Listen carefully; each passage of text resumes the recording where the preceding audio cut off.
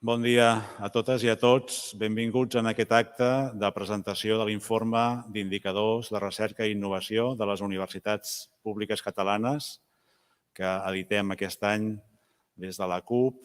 Benvinguts des de la Universitat de Barcelona, on tenim la central de l'acte que, com sabeu, retransmetem en streaming, i algunes persones estan aquí físicament a la Universitat de Barcelona, després us les presentaré, i d'altres es troben als seus despatxos corresponents o a casa seva. En primer lloc, li donem la paraula a la presidenta de l'associació i rectora de la Universitat Rovira i Virgili, la professora María José Figueras. Endavant, María José, bon dia. Bon dia a tothom. Benvinguts tots a aquest acte de presentació de l'informe d'indicadors de recerca. Com a presidenta de l'Associació Catalana d'Universitats Públiques, us vull donar la benvinguda a tots els que us trobeu aquí presencialment i sobretot a quasi aquest centenar d'assistents remots als quals no us podem veure, però que esperem que us interessi molt el contingut de l'informe. Aquest informe que de forma reiterada s'ha produint per part de l'Associació Catalana d'Universitats Públiques. Ens trobem davant d'aquesta 6a edició i que en realitat va ser aquesta idea de començar amb aquests informes que neixen, diguem-ne, l'any 2012 per primera vegada i dels quals ja se n'han presentat, diguem-ne, diverses edicions des del 2014 al 2018, on es parla i es presenta la recerca, la transferència de coneixement i la innovació, que evidentment són aspectes que donen una elevada visibilitat a les nostres universitats, no a nivell només estatal, sinó internacional. Com us deia, aquest naixement de la primera publicació al redador d'aquest informe neix l'any 2012 amb l'objectiu de materialitzar el compromís de les universitats públiques amb el que seria el rendiment de comptes, és a dir, un exercici de transparència on puguem explicar tot allò que es fa amb els diners que perceben les universitats i, a més, amb l'ànim de consolidar i millorar aquests informes. És com s'han anat produint les altres edicions i les altres complementàries, perquè al llarg dels anys han anat sortint altre tipus de publicacions que fan informes, que fan referència a la formació i a la docència, aspectes d'impacte social i econòmic, com l'últim informe que vam presentar ara just fa pràcticament una setmana. Com és costum, l'estructura de l'informe consta de 3 capítols i d'un monogràfic, que estaria al final. El primer capítol es descriuen els recursos econòmics per la recerca i la innovació i podem, diguem-ne, tot el que seria captació de fons competitius, no competitius, que es reben tant nacional, a nivell català, nacional i, a més, a nivell internacional d'Europa i d'altres països.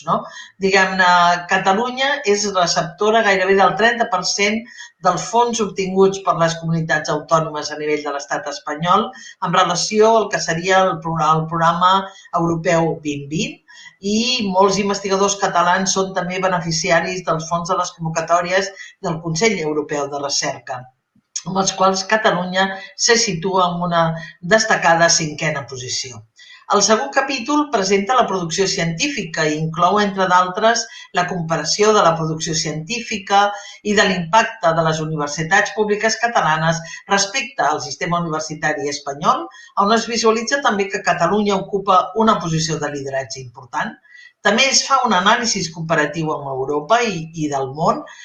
També revela que les universitats catalanes tenim posicions també molt avançades i també es fa un anàlisi de les tesis doctorals defensades i on es visualitza que de cada 4 tesis, una d'elles rep aquesta menció internacional. Cal destacar també l'evolució de la ràtio de publicacions per personal doctor amb dedicació a temps complet, que gradualment, amb els darrers anys, ha anat creixent de forma significativa, i també el fet que un gran nombre de joves investigadors decideixen escollir les universitats catalanes públiques per dur a terme la seva formació doctoral. cultural.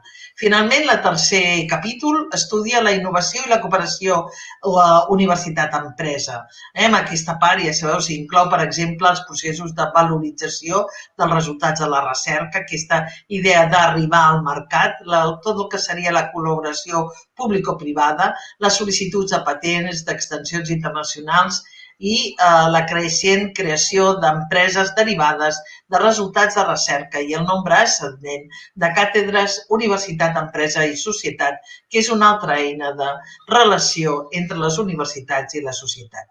Amb l'objectiu de millorar any darrere any els continguts de l'informe, amb aquesta edició s'ha introduït una sèrie de novetats. He parlat ja del que serien les tesis defensades, per un cantó, amb les que tenien que veure amb les mencions internacionals. Però també s'ha fet especial èmfasis amb els plans de doctorat industrials, el que seria la part del segon capítol. També s'han inclòs nous paràmetres en quant a l'aportació del sector privat del finançament de la recerca, que formarien part del tercer capítol de l'informe, i nous indicadors amb perspectiva de gènere que surten a l'annexa.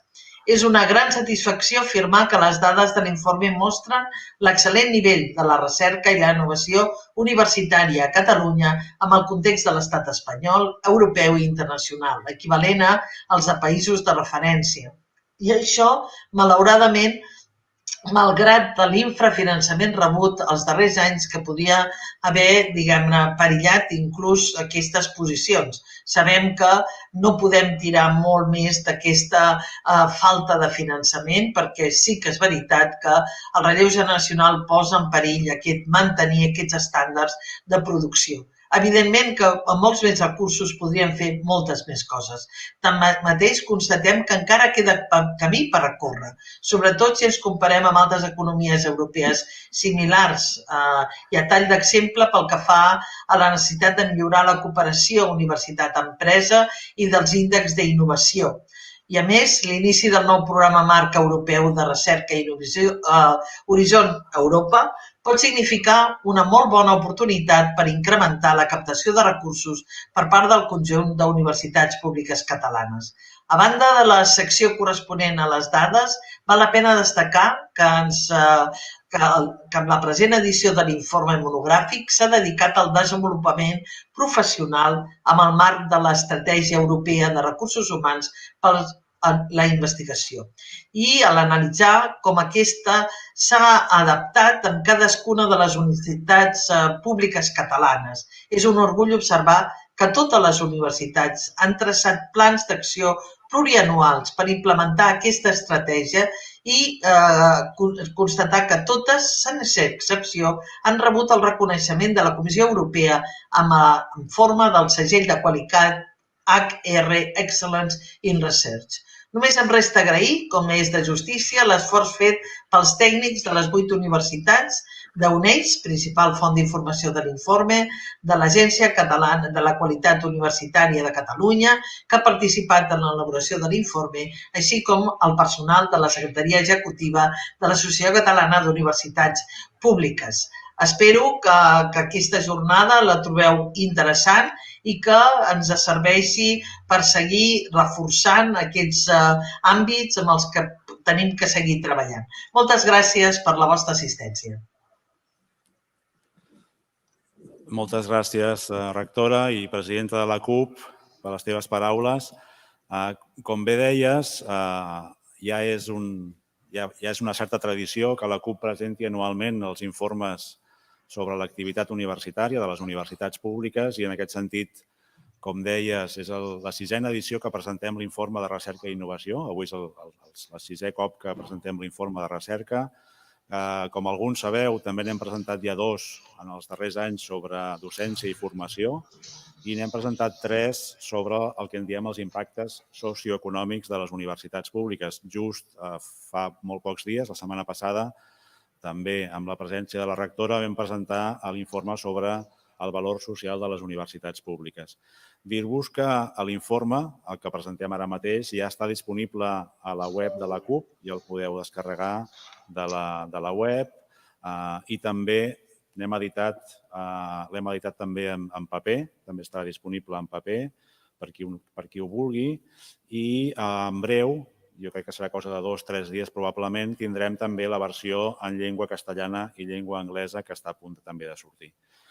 Sense més, presento a les persones que m'acompanyen avui a la taula, també físicament o fora de la UB, Carme Verdaguer, que és directora de la Fundació Bosch i Gimpera. Bon dia, Carme. Gràcies per ser amb nosaltres. Cristina Borràs, que és directora de l'àrea d'internacionalització de l'Agència de Gestió d'Ajuts Universitaris i de Recerca, l'AGAUR. Gràcies, Cristina, per ser també aquí avui. I en remot tenim en Francesc Xavier Grau, secretari d'Universitats i Recerca del Departament d'Empresa i Coneixement de la Generalitat de Catalunya. Bon dia també, Xavier Grau, que ens acompanya avui des de Tarragona. I ens acompanya també el vicerector de Recerca de la Universitat Pompeu Fabra, Enric Baldoví, també en el torn obert probablement també podrà intervenir. Sense més, li passem la paraula a la Carme Verdaguer. La Carme ens farà una petita presentació, aproximadament d'un quart d'hora, 20 minuts, de les dades principals de l'informe. Endavant, Carme. Moltes gràcies. Hola, bon dia a tots i a totes. Anem a començar aquesta presentació de l'informe. Aquí veiem l'estructura per capítols, que ja ha comentat la presidenta de la CUP, la rectora, i jo presentaré les principals dades de cada capítol. Com hem dit, el capítol 1 tracta sobre els recursos econòmics per a la recerca i la innovació. Mirarem primer el finançament captat, els recursos captats, tant competitius com no competitius, i després ho analitzarem en el context europeu. Pel que fa als recursos competitius i no competitius captats l'any 2018, aquests van ser de 282 milions, dels quals aproximadament un 75% són fons competitius i la resta, el 25% aproximadament, fons no competitius. Cal assenyalar que dels fons competitius, un 25% són fons competitius a nivell internacional. Després ho analitzarem amb més deteniment. Si mirem l'evolució durant el període que estudiem en aquest informe, que és de l'any 2014 al 2018, veiem que pel que fa als fons no competitius, que estan a sota del gràfic, es mantenen bastant estables durant aquests anys. En canvi, els fons competitius veiem que hi ha una davallada significativa l'any 2017. Això és degut a la posada en marxa del nou Plan Estatal de Investigación Científica y Técnica y de Innovación. Això va fer que no es resolgués cap convocatòria de projectes de dos programes importants. Per una banda, el programa estatal de I+D+I orientada a los retos de la sociedad y ni del programa estatal de generación de conocimiento y fortalecimiento científico y tecnológico del sistema de I+D+I. A l'any 2018 ja es reprèn la tendència creixent dels altres anys. Pel que fa al programa Marc i a fons europeus, si analitzem els recursos captats en total per l'estat espanyol, estem parlant de 3.638 milions, que els distribuïm per comunitats autònomes. Veiem que Catalunya és la que va captar un import més elevat, amb 1.080 milions d'euros, el que significa un 29,7%, gairebé un 30%, seguida de Madrid, el País Basc i la Comunitat Valenciana. D'aquest import, les universitats catalanes van aconseguir uns 265 milions d'euros en el programa Marc i durant el període d'estudi i, per tant, això és un 25% del finançament aconseguit per Catalunya. Si ara mirem i analitzem les concessions de les diferents convocatòries de l'European Research Council, aquí estan agregades i són concessions per milió d'habitants, veiem que Catalunya es troba en una remarcable cinquena posició en comparada amb els altres països europeus. De fet, amb 32 concessions, que són el 50% de les obtingudes per tot l'estat espanyol. Destacar també que en la convocatòria en la que s'obtenen millors resultats és a la de Proof of Concept Grants, amb 13 concessions, seguida de l'Advance, amb 6 concessions.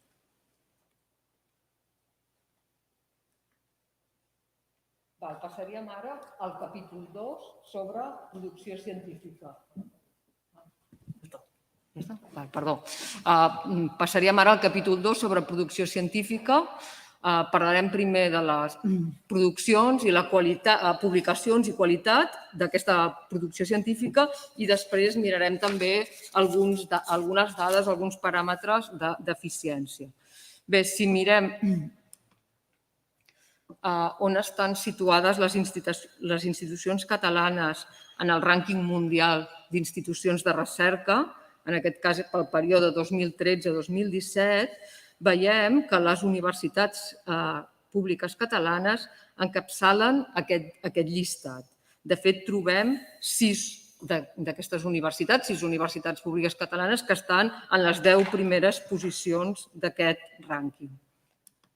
Si ara mirem a nivell d'estat espanyol, si mirem on estan ubicades les universitats catalanes quan comparem amb totes les universitats espanyoles en aquest rànquing mundial d'institucions de recerca, veiem també que n'hi ha 5 universitats catalanes que estan ubicades també en les 10 primeres posicions.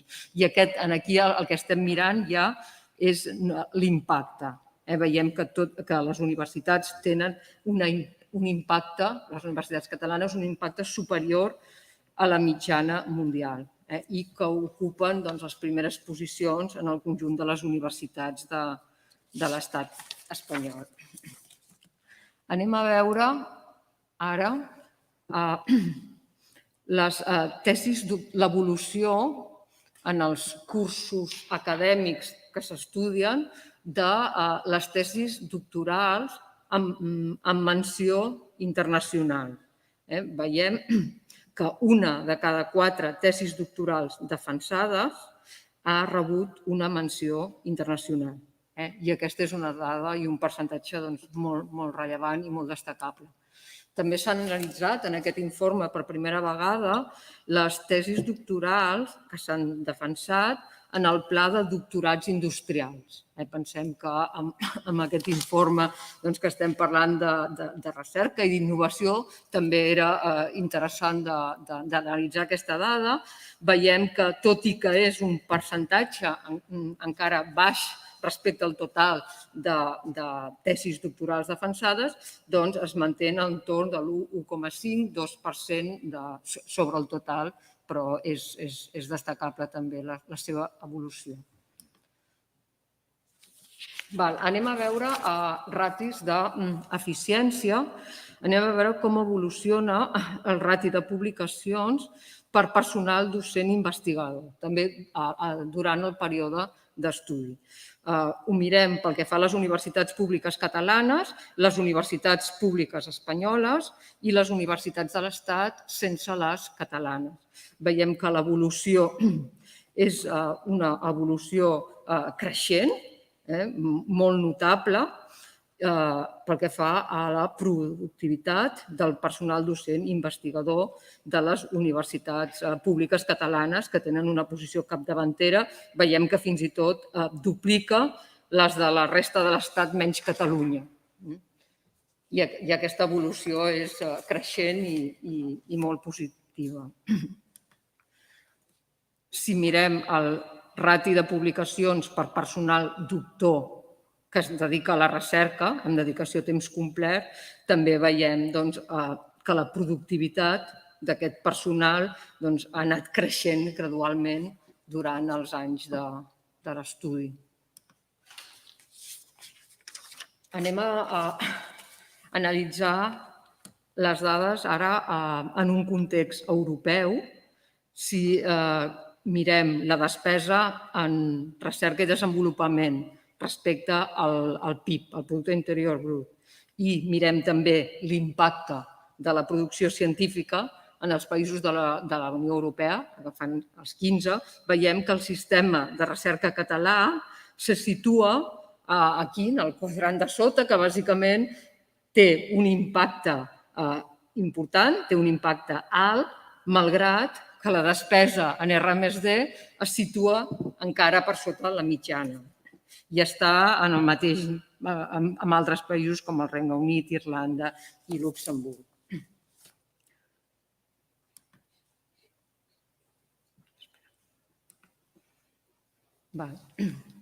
Si comparem aquesta producció científica en relació a la població i en relació al PIB dels països de la Unió Europea, també veiem que la producció científica de Catalunya es manté en una posició destacada tant pel que fa a la població respecte a la població com respecte al PIB. I finalment, si agafem totes les universitats del món, segons la producció científica i l'impacte, veiem els quadrats més foscos, que són les universitats públiques catalanes. Aquí estem mirant, per una banda, impacte i, per l'altra banda, estem mirant la mitjana anual de publicacions.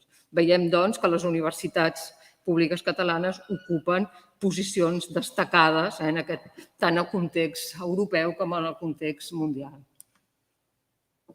Molt bé, passaríem ara al capítol 3 sobre innovació i cooperació universitat-empresa. Parlarem de patents, d'empreses de base tecnològica i també de l'aportació del sector privat al finançament de la recerca. En aquest gràfic veiem l'evolució, per una banda, de les patents prioritàries, de les patents derivades d'aquestes prioritats, de les prioritàries, tant les PCT com les fases nacionals, les empreses derivades vigents cada any i les càtedres universitat, empresa, societat, que també és una modalitat interessant de transferència, de col·laboració entre la universitat i l'empresa i la societat. Veiem que el número de patents de sol·licituds prioritàries experimenta una davallada, que això hem interpretat que pot ser degut a l'entrada en vigor de la nova llei de patents, que implicava que les universitats passarien a pagar taxes i, per tant, probablement eren més selectives a l'hora de decidir quines invencions es protegien i quines no. Per altra banda, les empreses derivades segueixen una tendència creixent i el nombre de càtedres es manté bastant estable al voltant d'unes 90 càtedres anuals. L'evolució dels fons no competitius captats per les universitats durant aquest període és estable, al voltant d'uns 90 milions d'euros, i en aquest gràfic s'inclou també el captat pels ens vinculants, que sí que ha experimentat un creixement, arribant a uns 21 milions el darrer any estudiat, l'any 2018.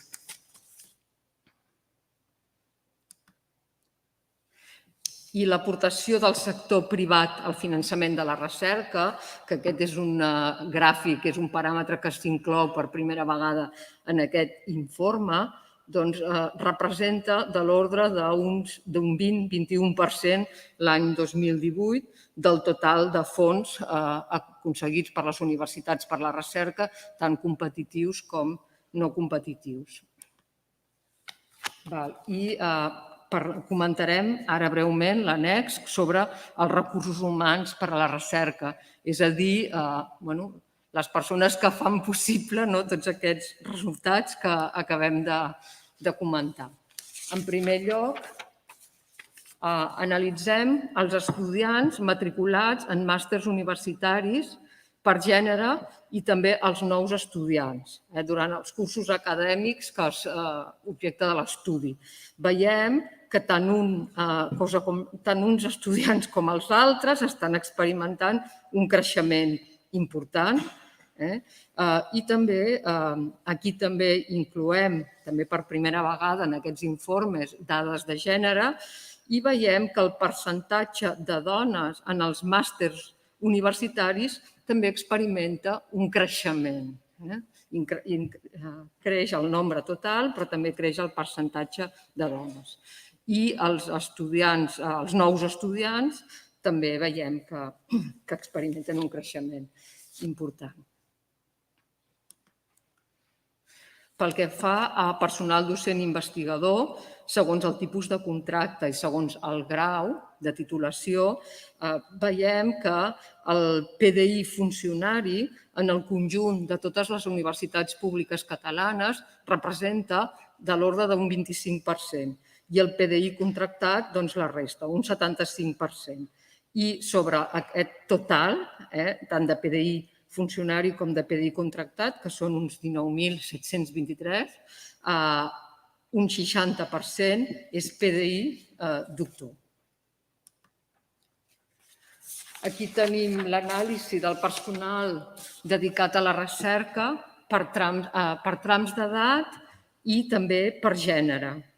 Veiem que els percentatges més alts corresponen dels 25 als 34, també hi ha un percentatge alt dels 45 als 54 i bàsicament a les franges d'edat més baixes hi ha poca diferència entre homes i dones.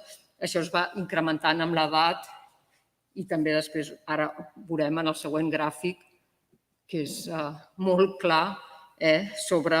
Aquí veiem la carrera professional del personal investigador, són dades del 2018, aquí es veu claríssim la bretxa de gènere a l'anar avançant en la carrera acadèmica investigadora i bé, i això vol dir que tots plegats tenim molta feina per fer en les properes dècades per anar fent que aquestes dues línies s'apropin.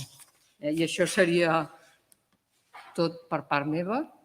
Ho deixaria aquí i després ja, en tot cas, podem a l'hora del debat ampliar tot el que vulguem, tot el que interessi. Moltes gràcies, Carme. Sí, se sent. Moltes gràcies, Carme, per la presentació. Com sabeu, l'informe sempre conté un apartat primer de dades, que són les que ens ha presentat avui la Carme Verdaguer, i després tenim també sempre un apartat que en diem el monogràfic, que és un tema que treballem més a fons en cada edició. Aquest any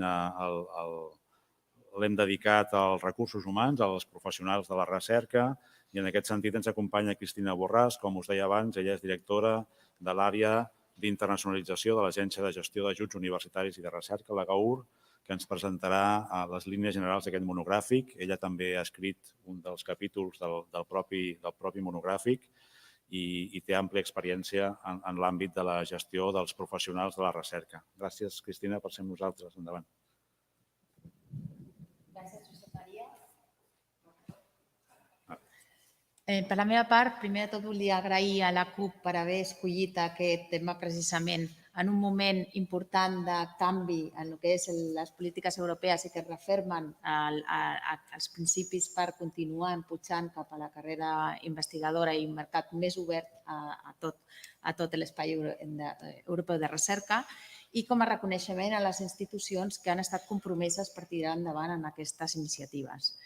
El monogràfic que em presentem en aquest volum compta amb dos articles diferents, disculpeu. Un per donar una visió del marc europeu per la carrera i la mobilitat investigadora en Europa, que s'emmarca sobretot dintre les prioritats de l'Espai Europeu de Recerca, l'ERA en anglès, quin és el significat d'aquests documents que han estat les pautes de treball de tot això, la Charter Code for Researchers, l'iniciativa de l'excel·lència en recursos humans i els nous reptes d'aquest marc europeu respecte a aquestes prioritats. I, d'altra banda, el segon article va molt més enfocat a com s'ha tractat aquests temes a Catalunya, quines han estat les experiències per comportar, sobretot, el compromís per millorar l'ocupació dels doctorants, les bones pràctiques de les universitats públiques catalanes que han compartit en cada una d'elles en la seva visió i les recomanacions del grup de treball que hem estat coordinant des de la xarxa Euraccess Catalonia que realitzem des de l'AGAUR. D'una banda, comentar-vos que... Disculpeu, que això va molt ràpid. D'una banda, comentar-vos que la creació d'un mercat obert per la recerca ha estat una de les prioritats de l'Espai Europeu de Recerca. En aquest sentit, des de l'any 2000, amb l'ambició de reduir aquesta fragmentació que suposa tenir diferents estats membres, ja va generar una sèrie de recomanacions, compromisos i directives per poder facilitar no només la mobilitat d'investigadors, sinó també l'atracció de personal de recerca forà i realment poder avançar cap a unes polítiques més conjuntes a nivell europeu. Entre aquests 20 anys, la Comissió Europea ha presentat un comunicat en el Consell en el que fa un balanç d'aquestes iniciatives i es proposa refermar tota aquesta visió de l'ERA, de l'Espai Europeu de Recerca, per fer front sobretot als seus reptes socials, ecològics i econòmics que, a més han estat agreujats arrel de la situació actual del coronavirus. Entre els seus èxits destaca un avanç amb el suport de la carrera investigadora, amb la creació d'aquestes iniciatives com és el Charter and Code for Researchers i la xarxa Euraccess, que veurem després, i entre d'altres, perquè han estat unes fites també importants en el suport a les grans infraestructures, en el Fòrum Estratègic de l'ESFRI o com a la programació conjunta entre diferents estats membres o la creació de l'European Open Science Cloud. Tot i així, s'enfronta a aquests reptes que cal empènyer més la recerca. No s'ha assolit arribar a les inversions desitjades, sobretot per un estancament de la inversió pública des del 2012 i proposa també una reforma més ambiciosa a nivell de polítiques, empènyer més els resultats de tota aquesta recerca cap al mercat per ajudar en aquesta recuperació i també progressar més en aquesta bretxa de gènere que abans comentava la Carme. I d'altra banda, una cosa que és una iniciativa important que s'introdueix en tots els programes europeus, involucrar més a la ciutadania i a la societat en tot el desenvolupament de la pròpia recerca. Amb això voldria entrar a comentar per sobre aquesta iniciativa de la Carta i el Codi per investigadors. Han estat 40 principis que destaquen per ser crear un marc de condicions equitatives i més favorables per la recerca, en aquest sentit, amb un compromís institucional que la Comissió Europea reconeix amb aquest segell d'excel·lència. Aquest compromís institucional es basa en la creació d'unes estratègies internes amb mesures personalitzades per avançar cap a aquests principis que promouen la Carta i el Codi pels investigadors. Aquesta estratègia, sobretot el que crea és un entorn favorable pel desenvolupament dels investigadors, però a més proporciona a les institucions uns avantatges en el sentit que són reconegudes amb aquest segell a nivell europeu, amb la qual cosa els permet tenir una millor captació de talents estrangers, promou la igualtat d'oportunitats aplicant uns principis de selecció molt basats en el mèrit i en la transparència, implica posar els recursos humans en el centre del procés i amb més cooperació amb tots els departaments que puguin estar implicats i, sobretot, amb una involucració dels investigadors d'acord amb les seves necessitats que els permet contribuir i identificar quines són les mancances que tenen en aquest sentit. Tot això crea un entorn que ajuda a desenvolupar més el suport a l'investigador. A més, es crea una xarxa europea, paneuropea, amb punts de contacte a totes les institucions per facilitar de manera pràctica aquesta acollida i benvinguda, diguem, als investigadors forans i que els ajuda sobretot en temes contractuals i de desenvolupament. Aquesta xarxa també destaca per tenir el portal de recerca de referència en tot el món, amb més de 11.000 ofertes anuals. Europa, amb tot això, el que vol és promoure una carrera investigadora més oberta, facilitant també un apropament al món productiu. En aquest sentit, aposta a través de totes les recomanacions des dels seus programes de finançament per introduir pautes perquè es vagin desenvolupant competències que li diuen transferibles o competències més interdisciplinars, intersectorials, internacionals i obertes, sobretot en les primeres etapes d'aprenentatge. Aquí ha tingut una gran importància el Steering Group, el grup de treball en recursos humans i mobilitat a nivell europeu, que han publicat diferents iniciatives en aquest sentit. Un referent per tota Europa ha estat el model britànic de Vitae. És un model impulsat també pel Consell britànic que s'encarrega aquesta institució Vitae i crea un marc de desenvolupament propi que s'implementa a totes les universitats i institucions i, a més, en el 2010 va estar molt reformat pel Consell amb un impuls de 120 milions de lliures per crear Career Development Centers a totes les universitats i institucions britàniques. A més, Europa, a través d'aquest grup de treball que dona suport a les polítiques de recursos humans, crea una guia o impulsa als estats membres per reformar els seus sistemes d'educació doctoral, sobretot promovent l'ús dels coneguts principis for Innovative Doctoral Training i a les recomanacions de Salzburg de l'EUA, que totes elles promouen aquest entorn de fer els programes més interdisciplinaris i potenciant aquestes competències més transferibles. Val a dir que disculpeu, molt ràpid, que l'ERA té un punt decisió important el 2012 on s'empuja cap a un mercat més obert al coneixement amb un nou paradigma que empuja cap a una ciència i una innovació oberta i oberta a tot el món. Els programes europeus en aquest sentit, Horizon 2020, ha sigut un dels grans impulsors i tractors d'aquesta política d'apropar la ciència oberta a través de l'obligació a publicar en obert i de fer les dades, recomanació de fer les dades accessibles i obertes, i, a més, amb un fort compromís per fer de la recerca i innovació més responsable i més propera a la societat. Ara, en aquest nou comunicat,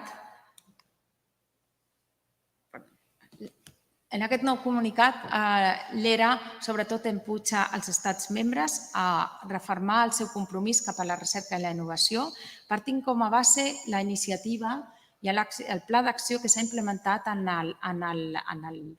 l'ERA versus Corona, on s'han posat d'acord i s'han coordinat tots els plans i totes les accions que s'han fet en els estats membres sobre la recerca i innovació, amb una forta implicació de tot tipus d'actors, tant de la comunitat científica com de les entitats finançadores, com de les empreses, les entitats generadores de dades i amb una important participació ciutadana que ha estat clau per aquest accés transparent a la informació que permet prendre decisions.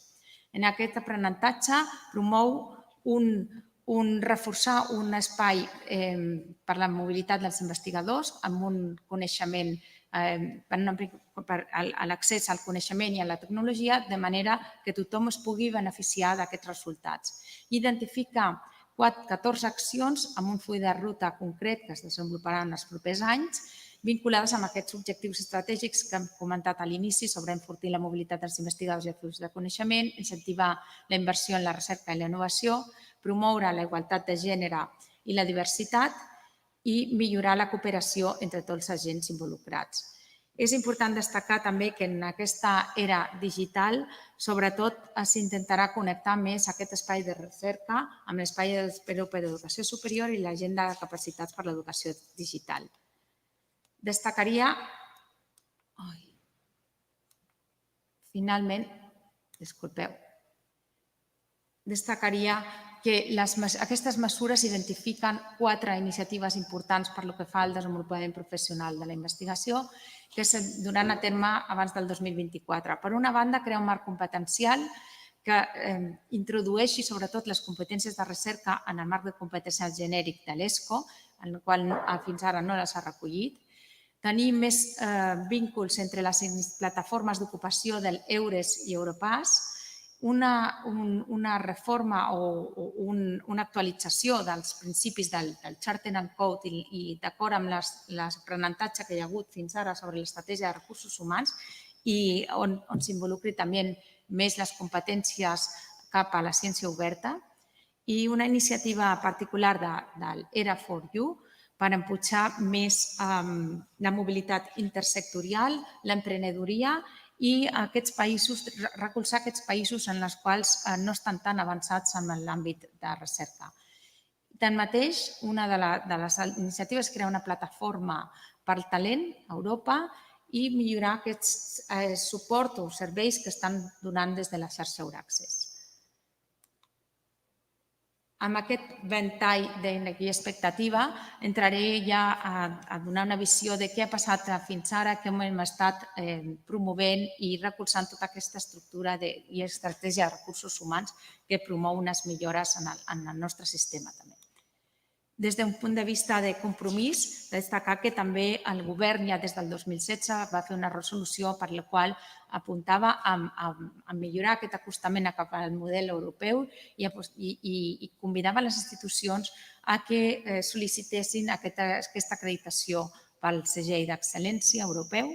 El Pacte Nacional per a la Societat del Coneixement, de fet, referma aquest compromís, apostant també per una atracció i retenció de talent d'acord amb els principis europeus i fins ara també s'han dut diversos programes i iniciatives que han promogut tot aquest suport a aquell investigador que s'apropés més a la indústria, als doctorats industrials i als programes d'indústries de coneixement. El compromís de Catalunya, de les institucions catalanes, ha estat molt alt amb aquesta estratègia. De fet, aquí destaquem que hi ha 55 institucions catalanes compromeses amb aquest canvi, en aquest model d'anar avançant cap a donar suport als principis de la Carta Europea i el Codi de Conducta per a la Contractació d'investigadors, però a dia d'avui ja són 58. I voldria destacar que l'atracció del fons europeu, sobretot en aquests programes de suport a la contractació d'investigadors, Catalunya ha estat una de les grans beneficiàries amb 36 projectes concedits del programa Marie Sklodowska-Curie Fund, que complementa programes predoctorals i postdoctorals, i s'ha aconseguit atreure més de 1.200 investigadors des del 2007 a través d'aquestes iniciatives on han participat 19 entitats diferents catalanes.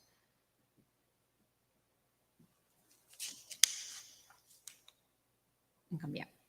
Voldria destacar, disculpeu, que se m'ha tornat a anar.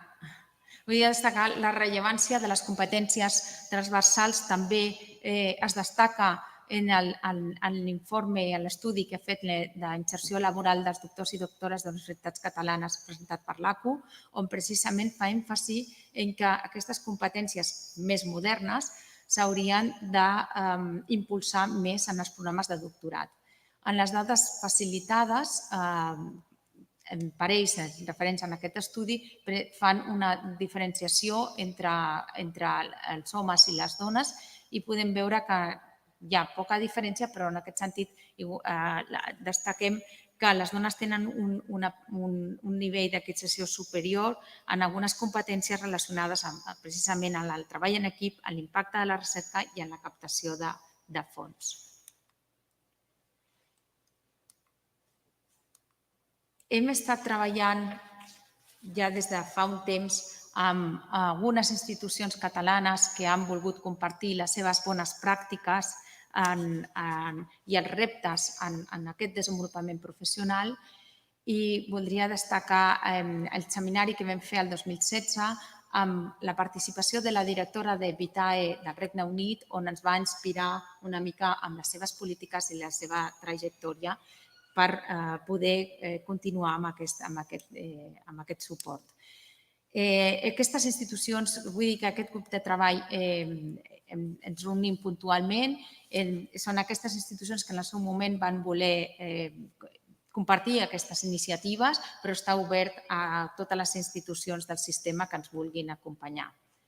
El monogràfic recull, de fet, les bones pràctiques de les universitats catalanes en aquest desenvolupament de l'estratègia i voldria destacar que totes elles presenten importants avanços en els programes de doctorat i iniciatives concretes per empujar cap a aquest desenvolupament competencial, però cada una d'elles aplica formats diferents i, iniciatives concretes més centralitzades o descentralitzades. En aquest cas, comentar algunes d'elles. La Universitat de Barcelona compta amb unes càpsules formatives a l'Escola de Doctorat que desenvolupa amb mòduls de curta durada i també es desenvolupa en altres iniciatives més concretes de l'Institut de Desenvolupament Professional i de la Fundació Bosch i Gimpera, més per la part de gestió de la recerca i la transferència. La Universitat Autònoma ha avançat molt en aquest sentit i ha creat el seu model de competències professionals propi, a través del qual desenvolupa identificat ja uns descriptors de les competències i que les aglutina en un espai de referència i que després es desenvolupen mòduls formatius per cada un dels estadis professionals.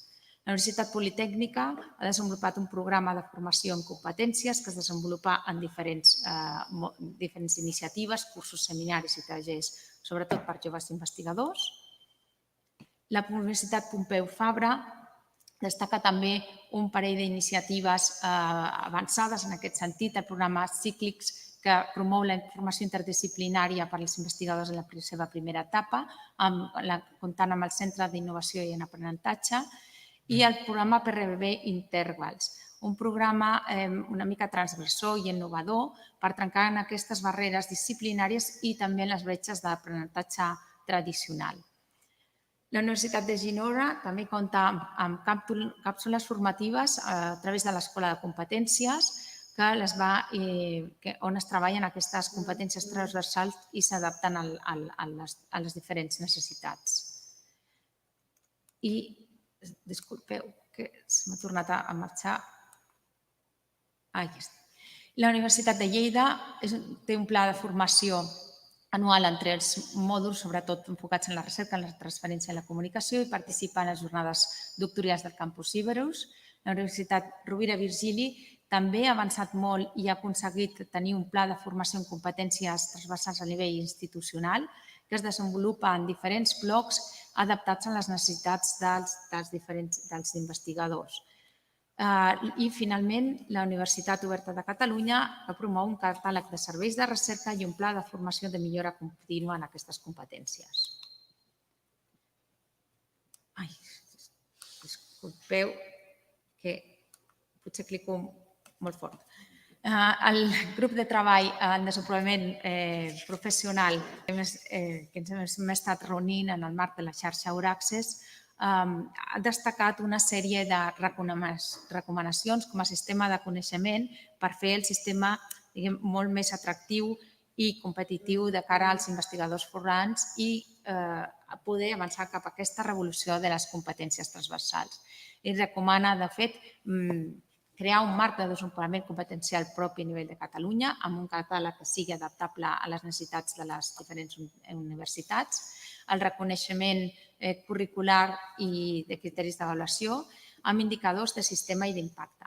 D'altra banda, seguim compartint aquestes bones pràctiques per harmonitzar programes i millorar el suport a l'acollida i crear un espai web amb eines i programes destacats. A nivell institucional, també comparteix la sèrie de recomanacions derivades del seu aprenentatge de tot aquest procés per introduir i avaluar competències transversals en els programes tant predoctorals com postdoctorats, sensibilitzar i conscienciar la comunitat investigadora, integrar aquesta formació al llarg de la vida en l'estratègia institucional, disposar de mòduls formatius per donar resposta a les necessitats dels programes, val a dir que molts dels programes, sobretot els europeus, integren ja finançament específic per desenvolupar aquest aprenentatge i de vegades no es troba la formació apropiada.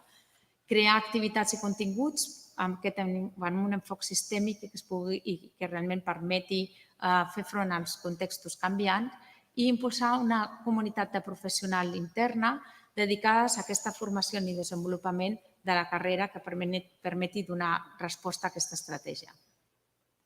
Des de la xarxa Euraccés Catalunya hem estat treballant en una sèrie de recursos de sistema que de manera transversal puguin ajudar també a complementar totes aquestes estratègies amb recursos específics en obert de suport al desenvolupament professional, un mapa d'oportunitats que aglutina les referències dels diferents programes tant europeu, nacional i català, uns butlletins informatius relacionats amb tots aquests temes, l'estratègia de recursos humans de les diferents institucions per compartir aquestes bones pràctiques, l'accés a la plataforma d'ocupació Euraccés Jobs, suport en els temes d'estrangeria, els punts locals, una identificació dels punts locals de contacte, que també és una referència per als investigadors forans, i la referència del portal Estadi Catalunya pels estudiants i, a més d'un pack de benvinguda a nivell de sistema que pot ajudar a complementar les iniciatives de les institucions.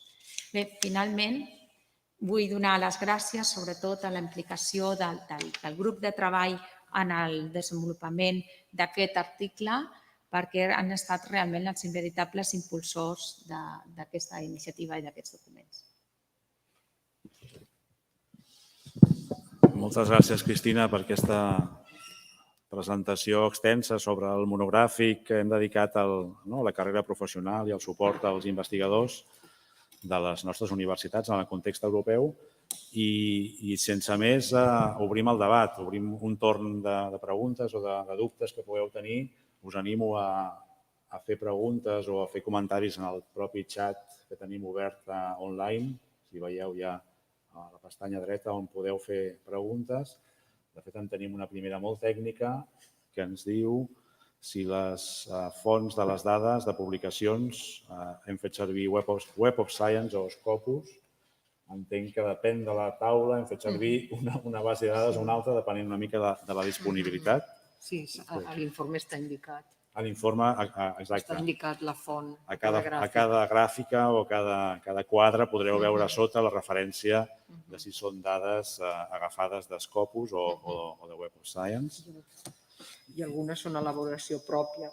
I a partir d'aquí hem treballat les dades, però bàsicament hem fet servir aquestes dues fonts, a part de, evidentment, les pròpies fonts de les universitats d'UNEIX, conjuntament amb la Secretaria d'Universitats i Recerca, i d'altres fonts com poden ser INE, IDESCAT, etc. Jo no sé si algú vol fer alguna intervenció, algú de vosaltres. Jo, en tot cas, sí que si em permeteu, abans de veure si hi ha alguna pregunta més, potser refermar algunes de les coses que s'han presentat aquest matí. Per exemple, si podeu accedir a l'informe que està ja penjat a la web, com us deia, a les pàgines 19 i 20. Jo crec que és destacable aquesta posició de les universitats catalanes en el rànquing de la pròpia producció catalana, de totes les entitats de recerca de Catalunya que produeixen investigació, que fan publicacions científiques. Fixeu-vos que a les primeres posicions sempre hi ha les universitats públiques catalanes. I si agafem el següent gràfic, que és en relació a totes les universitats espanyoles, el conjunt d'universitats espanyoles, totes les de l'Estat, també, em sembla que és la pàgina 20, també fixeu-vos que encapçalen també aquesta llista, aquest rànquing, com li vulgueu dir, també el conjunt d'universitats públiques, per davant de totes. Una altra dada que em sembla significativa que ha presentat la Carme és a la pàgina 16, quan es parla de la concessió d'ajuts de l'European Research Council, de l'ERC.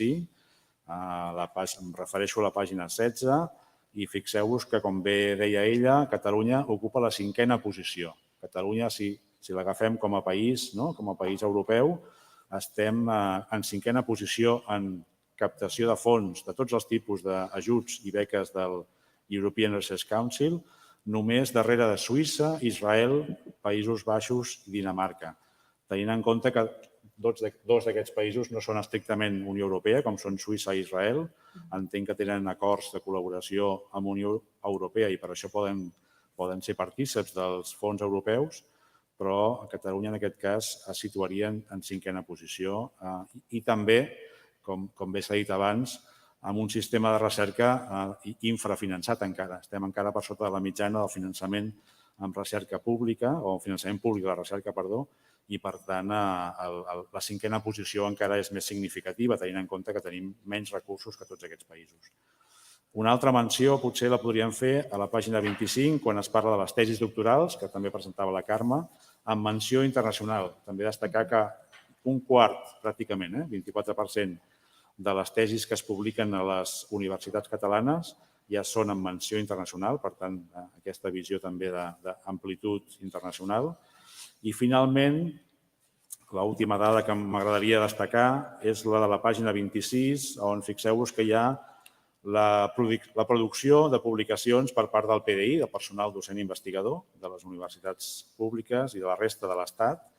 I fixeu-vos que la dada és molt eloqüent perquè si ens anem a l'últim any que tenim, que és l'any 18, la producció científica, les publicacions del PDI català de les nostres universitats dobla la producció del conjunt de les universitats de l'Estat, restant-hi Catalunya. Per tant, Estat menys Catalunya, la producció seria 0,82 i les universitats públiques catalanes és 1,68. Per tant, és el doble, una mica més del doble, de producció de publicacions per part del nostre personal docent investigador.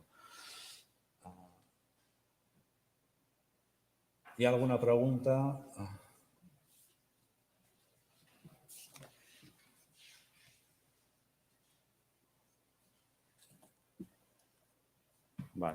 En tot cas, sí que hi ha una pregunta que em demanava, en aquest cas a la Cristina, com es podien fer efectives les recomanacions que ens fa, entenc que és Euraccess, sobre la temàtica del monogràfic del desenvolupament dels recursos humans. No sé si vols esmentar alguna cosa més en detall.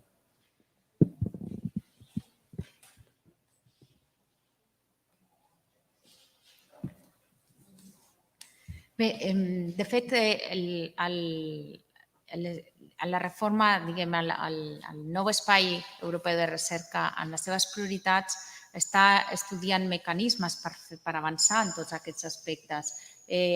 Nosaltres, com a punt de contacte Euraccess, estem involucrant-nos en aquestes iniciatives a través de la xarxa en si, que és una xarxa que en punt de contacte nacional, que en aquest cas coordina la FECIT, per poder avançar i incidir en aquestes polítiques, que després traslladarem al sistema i involucrarem a les entitats. Molt bé. I, Cristina, també hi ha una pregunta d'un professor que diu: podem parlar de desenvolupament personal, professional i institucional del docent universitari? No únicament professional, sinó el tema personal i grupal en projectes de recerca i innovació. Bé, no sé com interpretar aquí el personal. Suposo que és en el poder incidir més en aquest procés. L'estratègia de recursos humans precisament es basa en el que l'investigador pugui tenir un espai on interactuar amb les estratègies institucionals perquè s'adeqüin més a les necessitats. Per tant, entenc que aquest espai, normalment en diverses institucions, ho han fet a través d'enquestes, altres s'han fet amb grups de treball, altres s'han desenvolupat a través de fòrums de discussió. Entenc que seria la via per poder tenir-ho en compte. Hi ha una altra pregunta que jo crec que és més enfocada a la Carme y en todo caso a Enric, que ens diu: ¿hay alguna política científica diferenciadora según ciencias? Por ejemplo, las humanidades y ciencias sociales tienen una naturaleza distinta en términos de productividad académica e impacto. No sé si l'Enric potser voldries fer alguna referència. Sí. Bé, sí, evidentment hi ha diferències i són diferències que es coneixen i que s'intenten... És veritat que en una primera fornada, ara ja fa uns anys, de mètodes de foment i d'avaluació de l'activitat de recerca es va negligir una mica aquestes diferències, però ara, en els models més recents, en què hi ha un èmfasi més qualitatiu, en conjunció amb l'element quantitatiu, aquestes diferències es tenen més en compte. En alguns dels referents internacionals que es fan servir, això es té en compte i és una tendència cada vegada més general i evidentment, els gestors que s'ocupen d'aquestes coses han de tenir-les en compte, sí. Moltes gràcies, Enric. Hi ha un comentari més tècnic que ens diu en Carles Viladiu, també de la UB. Diu, els gràfics dels ajuts IRC són referits a Catalunya, però no específicament a les universitats de CUP. Per què?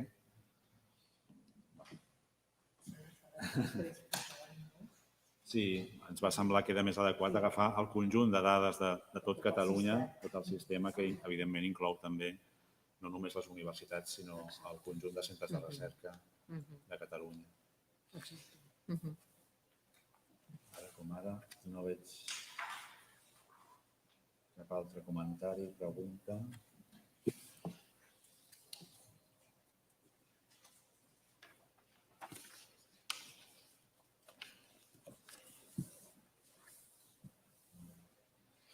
Doncs, si us sembla, no sé si hi ha algun altre, si voleu fer algun comentari final des de la taula.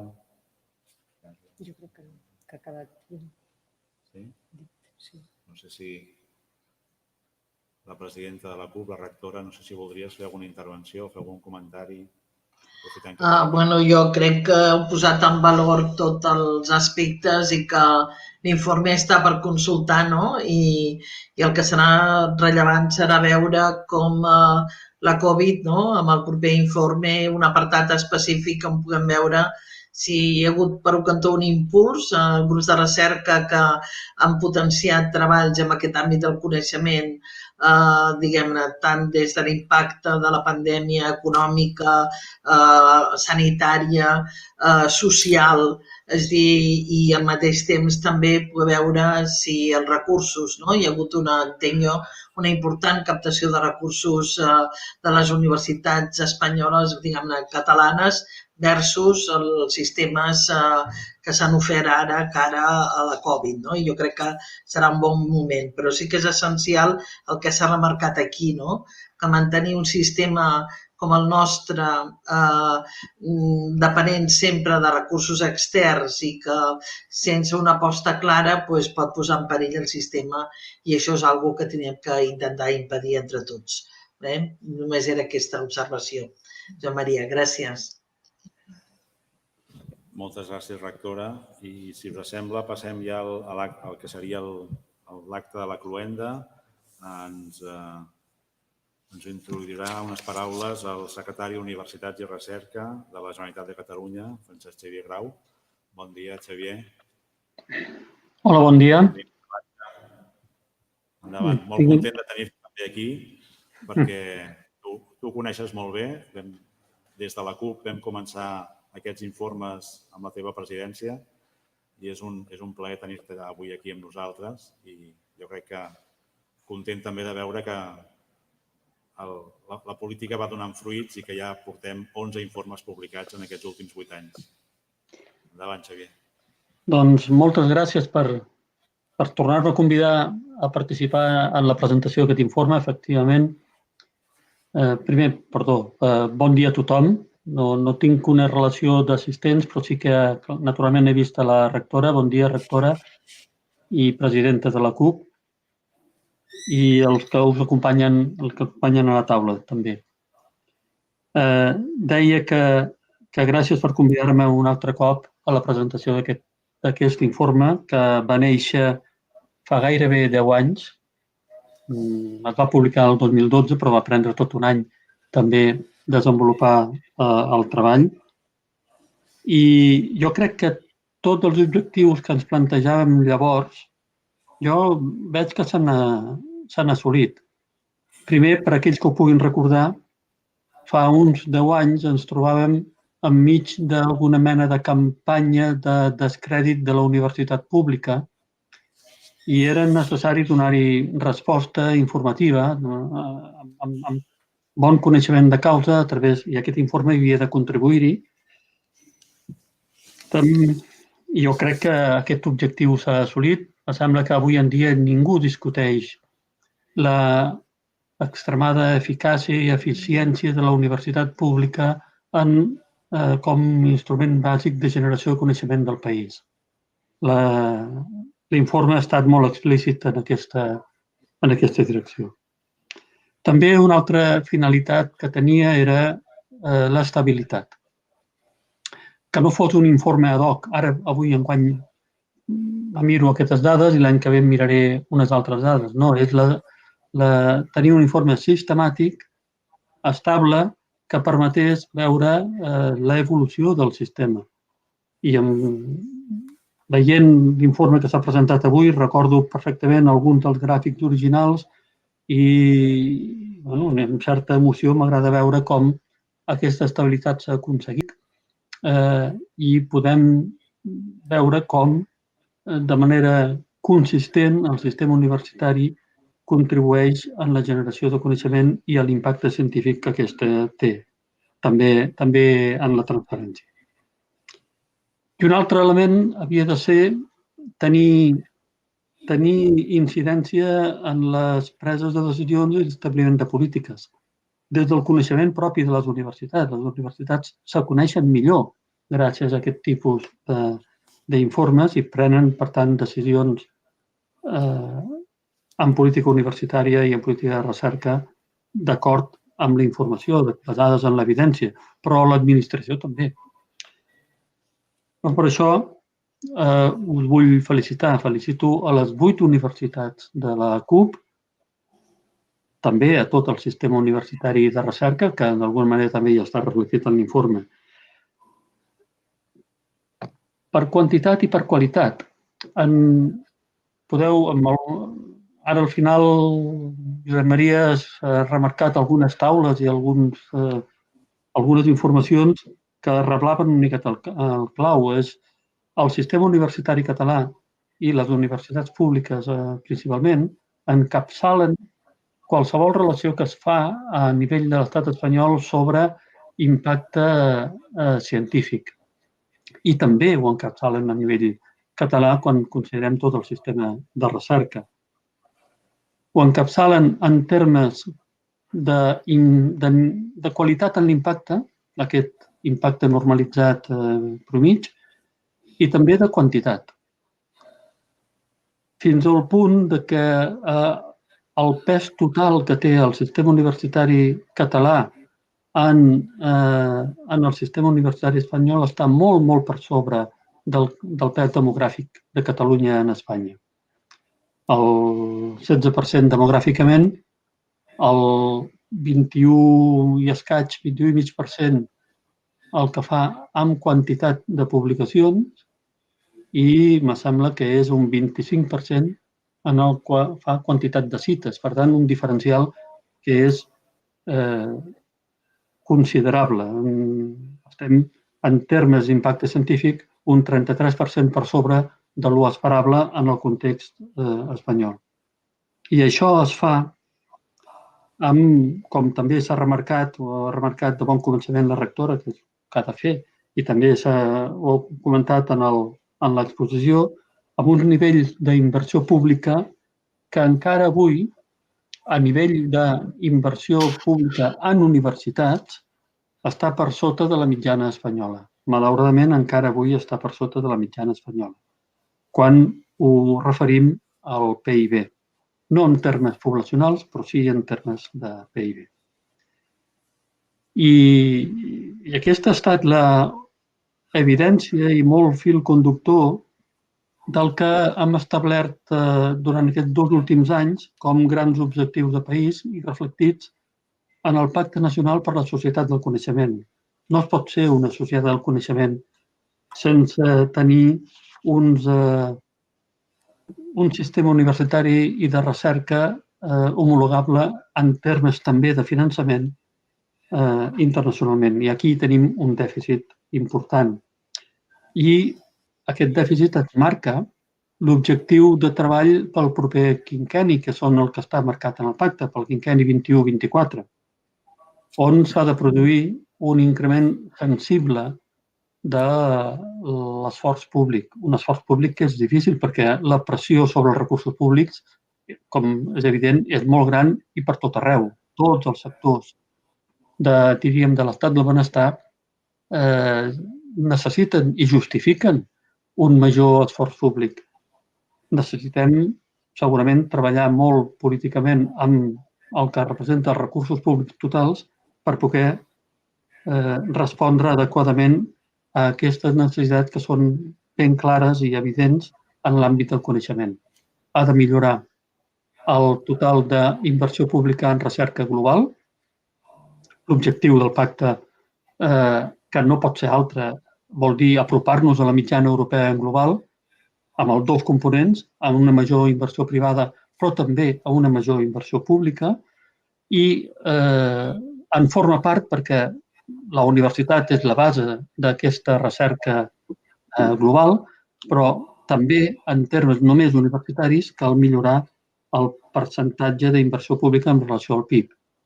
I aquests objectius que estan quantificats en marquen aquest increment sensible que s'ha de produir.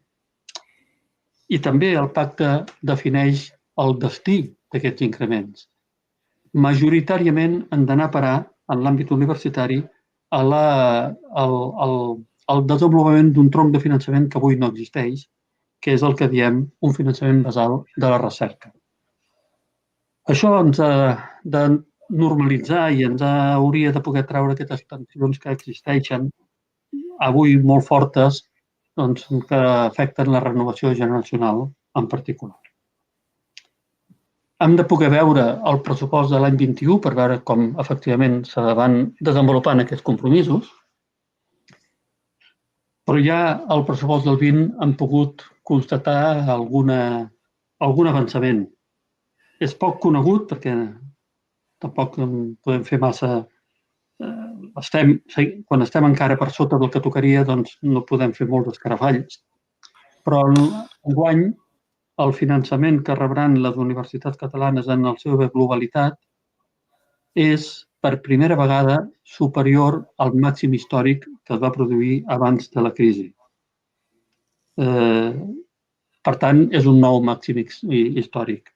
Encara estem per sota del que tocaria, però, si més no, en el primer any que hem pogut tenir pressupost aprovat, aquesta quantitat ja ha superat aquest màxim històric. M'ha agradat veure en la presentació, la segona part també, relacionada amb un monogràfic, com s'ha centrat en les persones. Aquesta, de fet, és la clau també de bona part de la nostra política. Parlar del talent. És el talent, són les persones les que finalment ho generen tot, ho creen tot. I si els indicadors que heu pogut mostrar són positius, són gràcies a la gent que ha tingut tots els resultats que hi ha darrere, els que han fet les publicacions i els que han preparat els projectes i els que han guanyat els RCs, etc. La clau és el talent. I aquí m'agrada recordar que la millor hipòtesi de treball és que el talent està uniformement distribuït. Els pobles no tenen uns més talent que els d'altres. El talent està uniformement distribuït. La diferència entre les societats està en què en fan d'aquest talent. La diferència és de tipus cultural, com una societat treu el màxim profit per ella mateixa del talent que reuneix. Per exemple, en aquesta qüestió incideix un aspecte també que ha de ser clau de la nostra política, que és l'equitat en l'accés a la universitat. Una societat més equitativa aprofita molt millor el talent que té, a banda de que té una major justícia social. I els programes que podem desenvolupar amb els recursos que es poden activar han d'anar molt orientats a l'atracció de talent.